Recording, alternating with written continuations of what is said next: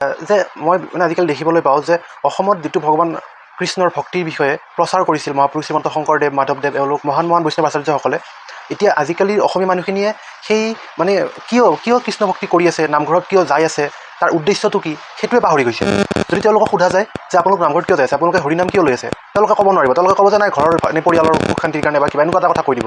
কিন্তু মহাপুৰুষ শ্ৰীমন্ত শংকৰদেৱে কি কাৰণত অসমত এই ভক্তি আন্দোলনটো আনিছিল, এই ফিলচফি যিটো কৃষ্ণ কনচিয়াছনেছ, কৃষ্ণ ভক্তিৰ এই ফিলচফিটো অসমত কিয় প্ৰচাৰ কৰিছিল তেওঁলোকৰ নিচিনা মহান বৈষ্ণৱ আচাৰ্যসকলে, সেইটো কথা আৰু এতিয়া 90% মানুহৰ সেই বস্তুটো কনচেপ্টটো ক্লিয়াৰ নাই। তেওঁলোকে জাষ্ট মানে যাব লাগে নামঘৰত যাই আছে, নাম ল'ব লাগে লৈ আছে, কিন্তু কিয় লৈ আছে সেই বস্তুটোৱে নাজানে।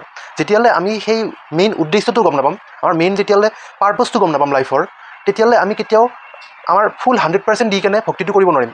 আমাৰ মনত সেইটো থাকিব লাগিব যে আমি কিয় কৰি আছোঁ, উদ্দেশ্যটো ক্লিয়াৰ হ'ব লাগিব। তেতিয়াহে যেতিয়া আমি সেই উদ্দেশ্যটো লৈ কেনে হৰিনাম ল'ম, ভক্তিৰ পথত আগবাঢ়িম, তেতিয়াহে আমাৰ এই ভক্তিটো সাৰ্থক হ'ব। এতিয়া মেইন কথাটো আহিল যে ভগৱান কৃষ্ণৰ ভক্তিটো কিয় প্ৰচাৰ কৰিছিল মহাপুৰুষ শ্ৰীমন্ত শংকৰদেৱে। আমাৰ ভাগৱত গীতাৰ 2 নম্বৰ অধ্যায়ৰ 13 নম্বৰ এটা শ্লোক আছে। সেই শ্লোকটোত ভগৱান কৃষ্ণই কৈছে, দেহি নুহস্মেন যথা দেহে কৌমাৰাম যৌৱনম জৰা তথা দেহান্তৰা প্ৰাপ্তিৰ ধীৰস্থত্ৰেণ মুহ্যতি। এতিয়া এই শ্লোকটোত ভগৱান কৃষ্ণই কৈছে, as the embodied soul continuously passes in this body from boyhood to youth to old age, the soul similarly passes into another body at death. A sober person is not bewildered by such a sense. এতিয়া এই শ্লোকটো ভগৱান কৃষ্ণই অৰ্জুনক বুজাইছে যে আমি হ'লো সকলো আত্মা।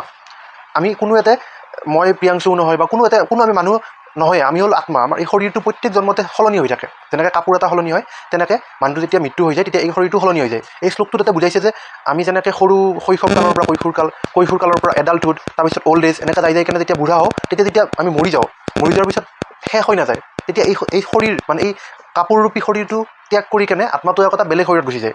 এইটো হৈছে মানে আমাৰ বাৰ্থ এণ্ড ডেথ চাইকেল বুলি কয়। মানে আমি ইনফাইনাইট কালৰ পৰা এই চক্ৰতে ফাঁচি আছোঁ। এবাৰ জন্ম হওঁ, একবাৰ মৃত্যু হওঁ, এবাৰ জন্ম হওঁ, একবাৰ মৃত্যু হওঁ। কেতিয়াবা যদি আমি কুকুৰ আছিলোঁ, কেতিয়াবা যদি আমি মেকুৰী আছিলোঁ, আকৌ এনেকৈ যাই 4 লাখ স্পেচিছৰ ভিতৰত ঘূৰি আকৌ মানুহ হ'ম। আকৌ মানুহটোতে যদি আমি এই মানুহৰ জীৱনটো চবতকৈ দুৰ্লভ বুলি কয়, কাৰণ একদম শেষত যাই কিনে এই মানুহ জীৱনটো পায়। আৰু মানুহৰ এই জীৱনটো যদি আমি সাৰ্থক নকৰোঁ কৃষ্ণ ভক্তিৰ জৰিয়তে, তেতিয়া আমি আকৌ 84 লাখ স্পেচিছত বাৰে বাৰে জন্ম মৃত্যু ল'ব লগাৰ কাৰণে বাধ্য হৈ যাওঁ।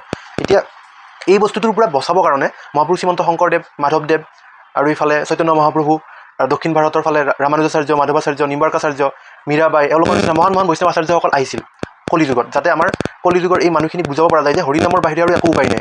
এই সংসাৰৰ পৰা, এই জন্ম মৃত্যুৰ চক্ৰৰ পৰা উদ্ধাৰ পাবৰ বাবে হৰিনামৰ বাহিৰে আৰু বেলেগ একো উপায় নাই।